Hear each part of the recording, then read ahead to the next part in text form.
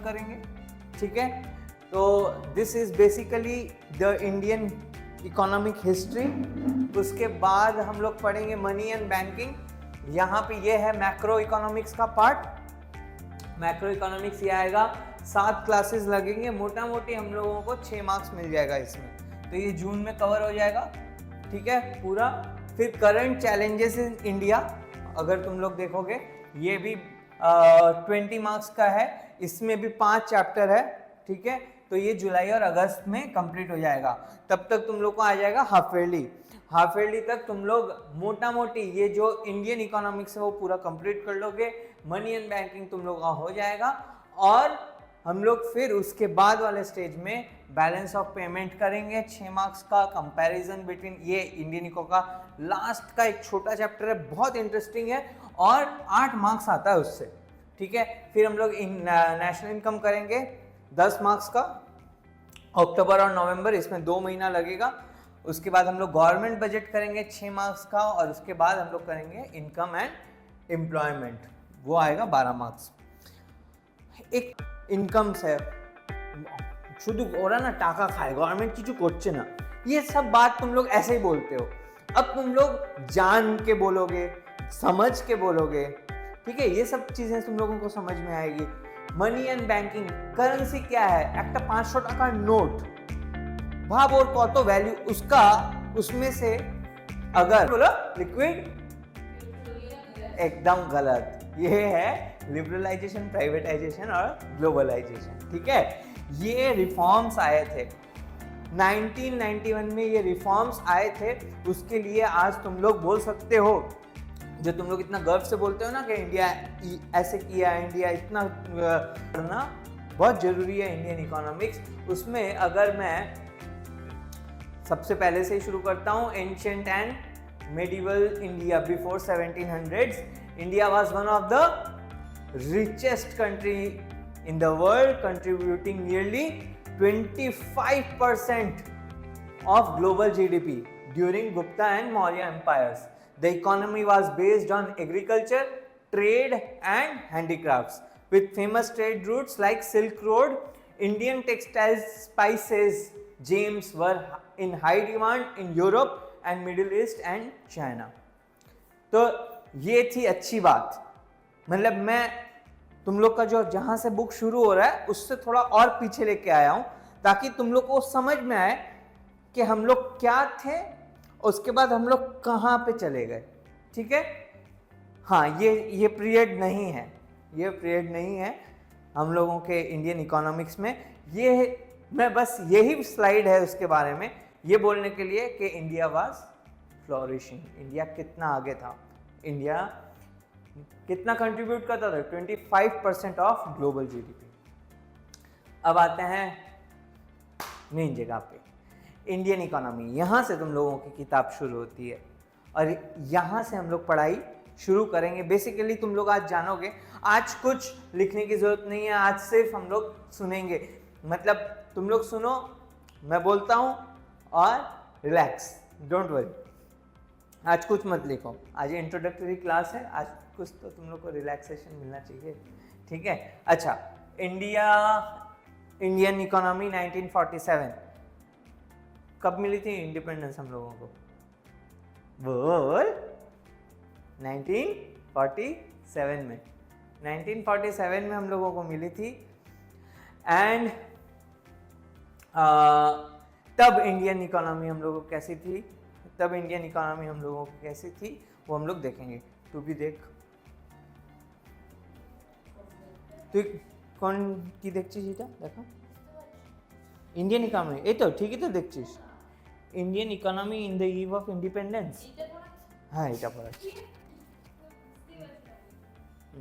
ঠিক আছে। হ্যাঁ,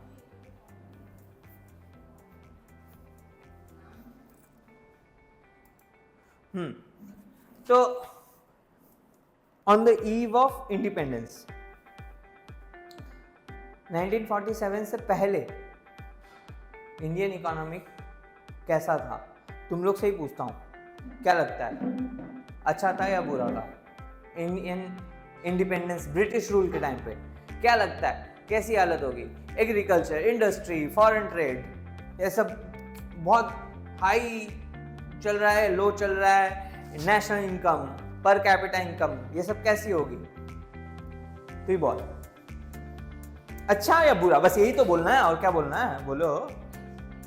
नेक्स्ट नेक्स्ट, तू ही बोल।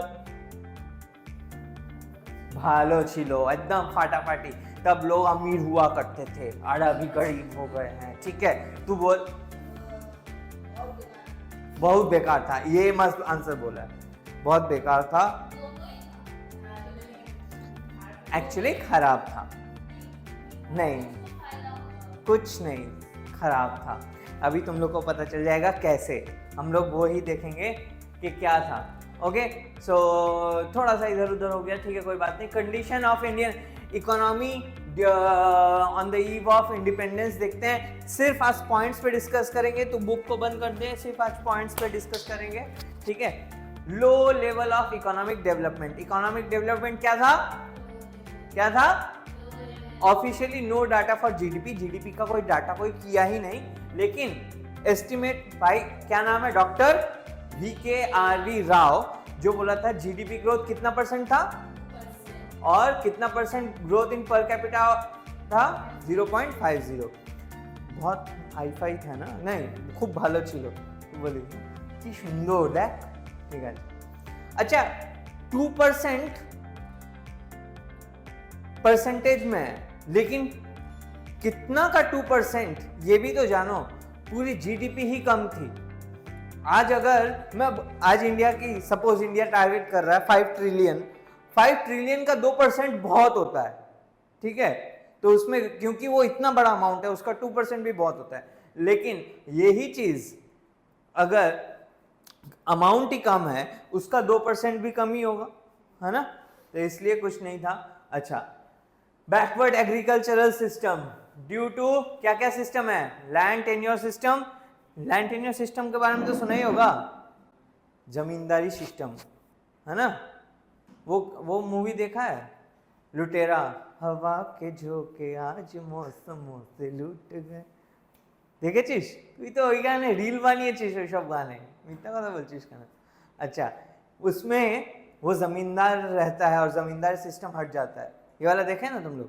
तो लैंड टेन्योर सिस्टम, जमींदारी सिस्टम, रायतवाड़ी सिस्टम और महलवाड़ी सिस्टम, ये सब जो सिस्टम्स थे, इसके कारण क्या था?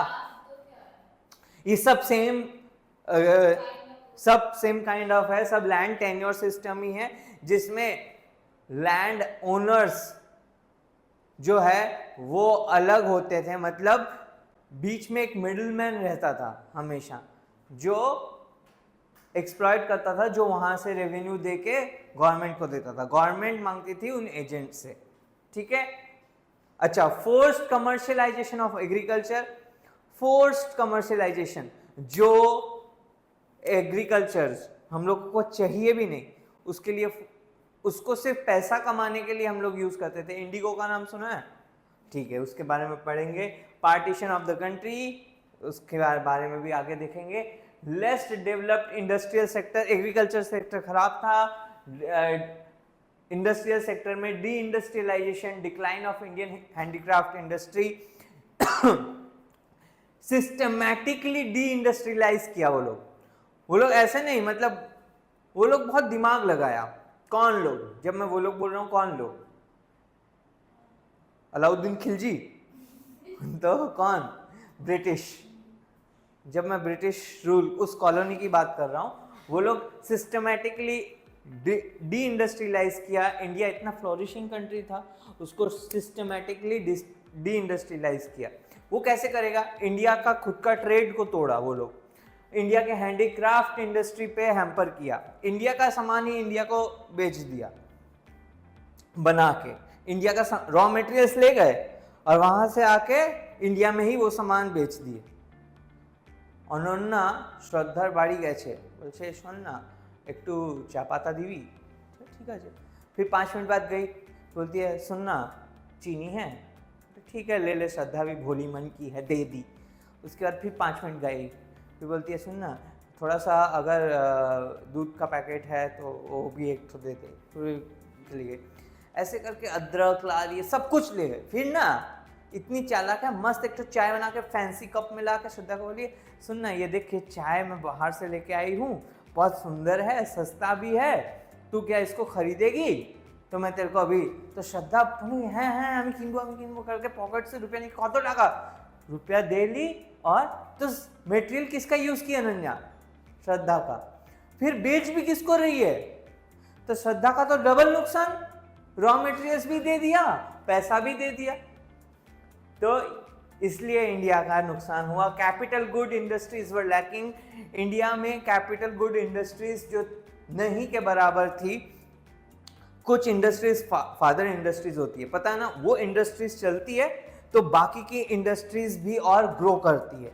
जैसे अगर मैं बोलूं स्टील इंडस्ट्री, तो स्टील इंडस्ट्री अगर होगी तो उसके लिए बहुत सारा इंडस्ट्री और होगा। ऑटोमोबाइल इंडस्ट्री होगी, यूटेंसिल्स वाली इंडस्ट्री होगी, और भी बहुत सारी। स्टील है बोल के और बहुत सारी इंडस्ट्री, सीमेंट इंडस्ट्री है बोल के और बहुत सारी इंडस्ट्रीज चलने लगेगी, ठीक है। लेकिन कैपिटल गुड इंडस्ट्री ही नहीं है तो फिर क्या फायदा, है ना। Limited operations of public sector, public sector का बहुत कम ऑपरेशन। पब्लिक सेक्टर क्या होता है? पब्लिक सेक्टर मतलब गवर्नमेंट सेक्टर, है ना। अच्छा, discriminatory tariff policy. Tariff policy जो थी, टैरिफ मतलब रेट्स, रेट बहुत डिस्क्रिमिनेटरी था। हम लोग अगर कुछ ले रहे हैं तो उस पर ज़्यादा टैक्स लगता था, वो लोग कुछ अगर लेके जा रहे हैं तो उस पर कम टैक्स था। ये सब क्यों हुआ? Competition from machine made products. India में क्या था फेमस? दिखाओ दिखाओ दिखाओ, हैंड में हैंडीक्राफ्ट्स था, और हम लोग कंपटीशन किससे कर रहे थे? मशीन से। Introduction of railways in India. Railways जो था वो इंडिया में आया, वो खैर एक पॉजिटिव इम्पैक्ट था, बट वो लोग के लिए ही था। इंडिया के लिए अल्टीमेटली वो अच्छा हो गया, लेकिन वो लोग अपने फायदे के लिए यूज किए। वो लोग रॉ मटेरियल्स को फास्ट मूव करने लग गए। आगे क्या होता था? श्रद्धा के घर से इसका घर दूर था, ऑटो में बैठ के जाती थी तो उसको आलस आता था, फिर से चाय मांगने जाना पड़ेगा, फिर से दूध मांगने जाना। लेकिन अभी क्या हो गया? अभी इसका घर जो है पास पास हो गया, मतलब फास्ट कम्युनिकेशन हो गया, तो हर 2 मिनट में चल जाती है, चाय देना, ठीक है, तो ऐसे चल जाती है। अच्छा, introduction of railways, lack of heavy and basic industries. India में बेसिक और हेवी इंडस्ट्रीज का भी कमी था। फॉरेन ट्रेड कैरेक्टरिस्टिक्स में क्या था? Net exporter of raw material. Net exporter तो था किसका? रॉ मटेरियल, মানে জিনিস ছিল इंडिया কাছে, रिसोर्स ছিল, ওরা নিয়ে গেছে। And importer of finished goods. Export मतलब यहाँ से बाहर जाना, इंपोर्टर मतलब बाहर से यहाँ आना। तो एक्सपोर्ट तो करता था क्या? रॉ मटेरियल, और इंपोर्ट क्या करता था? अच्छा, Britain had the monopoly control on foreign trade. Britain में क्या था? मोनोपोली कंट्रोल था फॉरेन ट्रेड का, माने एक्सपोर्ट नाम का था। एक्सपोर्ट किस कंट्री को कर रहे हैं? बस एक ही कंट्री को किए जा रहे हैं, Britain Britain Britain Britain Britain, और कोई कंट्री ही नहीं, ठीक है। अच्छा, drain of India's wealth. India's wealth भी ड्रेन होने लगी। अच्छा देखो, इंडिया का कितना अच्छा हालत था, शॉप का तो भालो छिलो। श्रद्धा, adverse demographic condition, high death rate and birth rate. Death rate और बर्थ रेट दोनों ही ज्यादा थे, ज्यादा लोग जन्मते थे और ज्यादा लोग मरते थे। इस दोनों का होना ही खराब है। ज्यादा लोग जन्म मतलब बर्थ कंट्रोल नहीं है, और ज्यादा लोग मरने का मतलब है कि मेडिकल फैसिलिटीज ज्यादा अच्छी नहीं है। श्रद्धा हंसचिस कहना, अच्छा अच्छा अच्छा अच्छा अच्छा। हाई डेथ रेट 40 पर 1000 था, एंड ये 48 पर 1000 है। मतलब हर 1000 पे कितने लोग जन्मते थे? 40, और कितने लोग मरते थे? 48, ठीक है। अच्छा, high infant mortality rate. Infant mortality rate का मतलब पता है? इन्फेंट मतलब शिशु, छोटो, ठीक है। उनका डेथ मतलब जन्मते ही कितने लोग मर जाते थे? हर 1000 पे 218 लोग क्या होते जाते? इन्फेंट की डेथ होती थी। ये क्या है? मास इलिटरेसी। कितने परसेंट इंडिया में इलिटरेट थे? बोलो। 84%। 84% इलिटरेट थे। और लिटरेसी का तुम लोगों को पता है पैरामीटर क्या था? कि उसको सिर्फ अपना साइन करना आना है। जो साइन कर सकता है वो लिटरेट है, और कितना जिनको साइन भी नहीं करना आता है, 84। मतलब ABCD भी वो लोग नहीं जानता था। ठीक है। लो लाइफ एक्सपेक्टेंसी, कितना साल में लोग मर जाते थे? एवरेज 44 में। 44 में आने का मतलब है कि उस टाइम पे लाइफ एक्सपेक्टेंसी, अच्छा ये एवरेज है, हाँ एवरेज। स्टैटिस्टिक्स में क्या पढ़े कि एवरेज हमेशा ट्रू नहीं होते। क्यों बोलो? तब इतना फेमाइन हुआ, इतने ड्रॉट्स आए इतना कुछ हुआ, तो एवरेज कम हो गया। हालांकि इतना कम, मतलब ऐसा नहीं है कि एवरेज 44 जो जीता था वो बहुत जीता था, लेकिन क्योंकि मास स्केल में लोगों की ज़्यादा डेथ हुई तो एवरेज वो कम हो गया। अच्छा, लो स्टैंडर्ड ऑफ लिविंग, रोटी कपड़ा मकान, ये 3 चीज़ मिलने के लिए बहुत बहुत बहुत मेहनत लगती थी, वो भी नसीब नहीं होता था। अच्छा, lack of public health facilities, female literacy was about 7%, सिर्फ 7% लड़की लोग पढ़ी लिखी मतलब साइन करना जानती थी। Underdeveloped infrastructure, absence of roads, ना रोड्स थी। इलेक्ट्रिसिटी तो अभी भी नहीं है, गांव में जाती रहती है, लेकिन फिर भी काफ़ी डेवलप हुई है। सोचो, मतलब अभी तक हम लोग उस चीज़ को अगर मिटा नहीं पाए तो किस हिसाब से तब थी। कोई इलेक्ट्रिसिटी नहीं थी, कोई रोड्स नहीं थे प्रॉपर, कोई हेल्थ फैसिलिटी नहीं, एजुकेशन का कुछ सिस्टम नहीं था प्रॉपर, कम्युनिकेशन, इधर से उधर जाना आना, ये सब में बहुत दिक्कत होती थी। More dependency on primary sector, primary sector में ज़्यादा डिपेंडेंट, प्राइमरी सेक्टर कौन सा? एग्रीकल्चर, एग्रीकल्चर में ज़्यादा डिपेंडेंसी थी। 72% workforce was engage in agriculture, agriculture में 72% वर्क फोर्स एंगेज था। ठीक है, okay okay. So India is targeting to become a 5 trillion economy by 2026। Thank you. ये थोड़ा थैंक ऊपर चल गया, यू नीचे आ गया, बट मोटा मोटी चीज समझ में आया। तो ये हम लोग पढ़ेंगे, मैं छुप गया ना, हेलो, ये हम लोग पढ़ेंगे ये हम लोग पढ़ेंगे 12 में। पहला हम लोग का चैप्टर यही होगा, ये सिर्फ ग्लिम्स था, हम लोग और डिटेल में इसको पढ़ेंगे। हम लोग जैसे जैसे क्लास प्रोसीड करेंगे, हम लोग एग्रीकल्चर को लेके डेप्थ में पढ़ेंगे, फिर इंडस्ट्री को लेके डेप्थ में पढ़ेंगे, फिर फॉरेन ट्रेड को लेके डेप्थ में पढ़ेंगे, फिर इंडियन रेलवेज को लेके डेप्थ में पढ़ेंगे, पॉजिटिव एंड नेगेटिव इम्पैक्ट्स पढ़ेंगे, and then the chapter will be over. ये चैप्टर क्या तुमको बोरिंग देखने से लग रहा है? इंटरेस्ट आएगा, मजा आएगा। क्यों? क्योंकि ऐसा हुआ। कहाँ से शुरू किए हम लोग? यहां से शुरू किए। ये देखो, यहां से शुरू किए, लेकिन आते आते ऐसा हालत हो गया जो तुमको दिख ही रहा है, धीरे धीरे धीरे धीरे सब कम। एग्रीकल्चर में तो इंडिया डिपेंडेंट ही थी सब कुछ में। अगर यहाँ से चलता है तो दिखाता हूँ तुम लोग को, तो वो गाना एक याद होगा, टिंग टिंग टिंग टिंग, देखो चलेगा ये? नहीं चलेगा ना? चलेगा?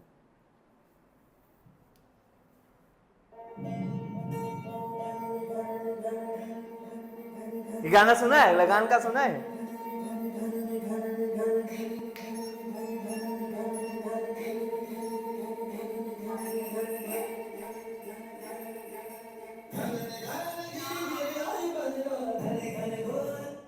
सुना है ना? ये कागज टिप दिया मैंने। ये क्या है? ये सॉन्ग किस बारे में है?